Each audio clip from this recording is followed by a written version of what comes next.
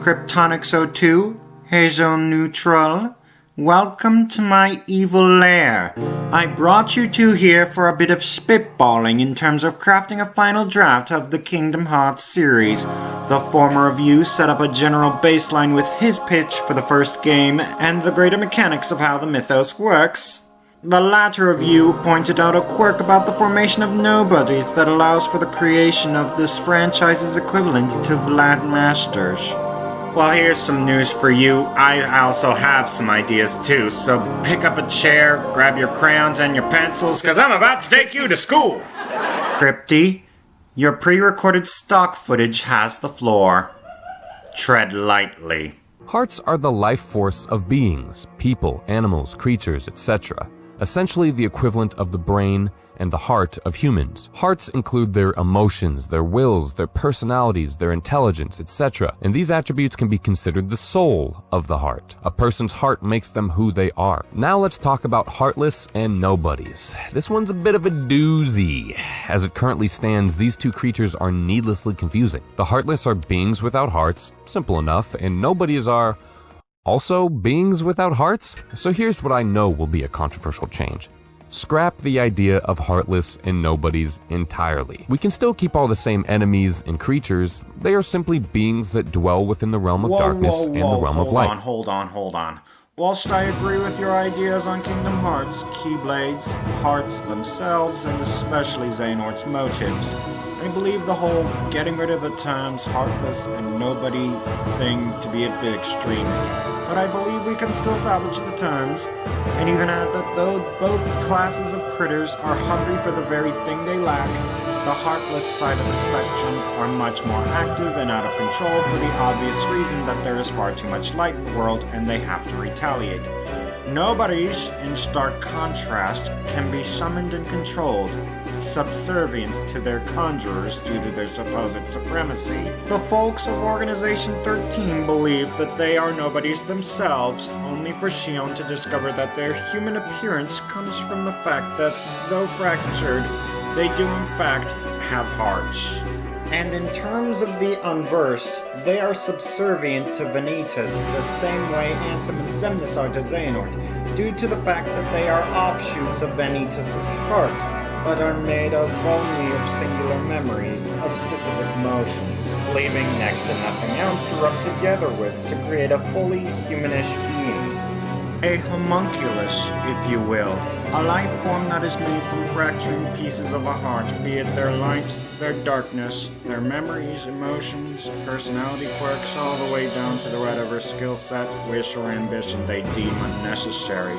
I'm gonna leave Crypty with tinkering with Roxas and Xion, but now it is your board, Heather. Show me what you got!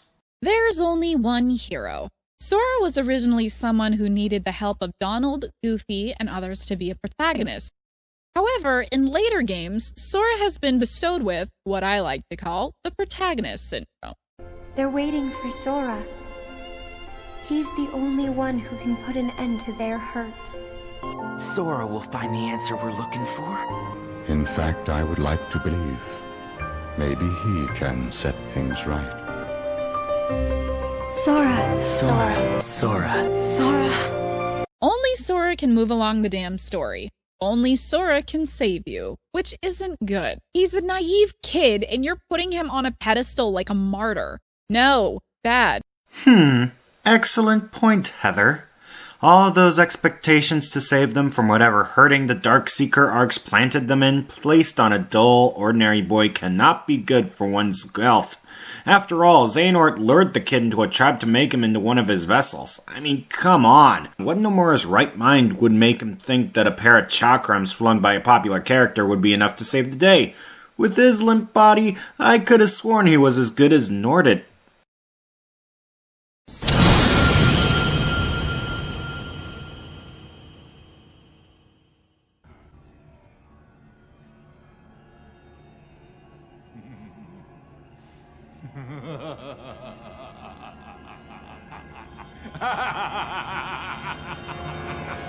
Pops open a lawn chair.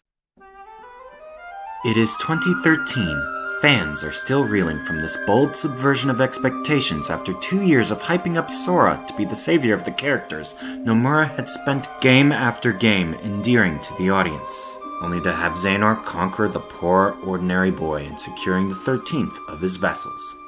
The one thing on everyone's minds being, what comes next? To move forward, Nomura decides once more to go back, 10 years before that ill-fated moment in Dream Drop Distance, where a young man coming into his own finds himself caught playing both sides in a convoluted clash between forces beyond his own comprehension.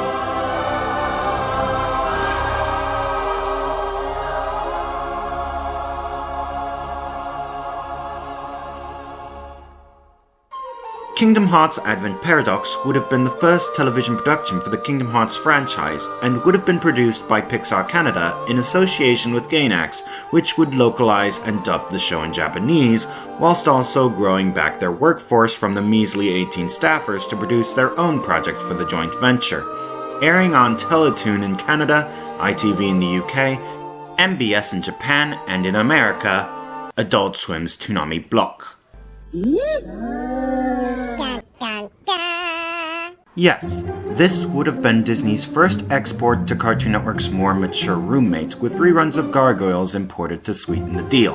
Kingdom Hearts fans and media analysts alike were shocked to the core when Disney announced this new deal, with their own competition no less, even going as far as to allow Lucasfilm's animation division to develop a final 40-episode season of Star Wars The Clone Wars for the block, to get people excited for their latest venture, The Force Awakens. The reasoning for the main show of discussion airing in the slot it would have aired on being that Advent Paradox is for fans that grew up with Kingdom Hearts and are expecting adult topics to turn up in this children's franchise. Case in point, the premiere episode depicts the Walt Disney Company's first ever fully animated sex scene. And yes, viewers will comment on how weird it is seeing the Disney logo followed up with that of William Street. It would have featured Andy Davis, played by John Morris, as the main protagonist, and Corinne Sudberg as his Genie of the Rose, whom we'll name later on in the episode.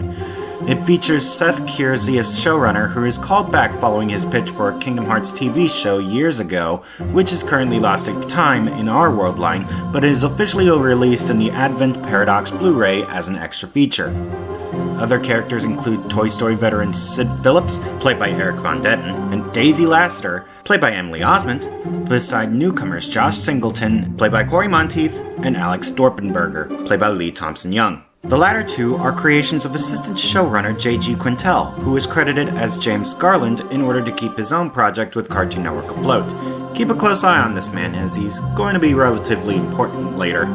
The show would be put to air on December of 2013, with the Japanese version being localized by Gainax in February the following year, when the Blu-ray would have dropped on July 13th, distributed by Funimation.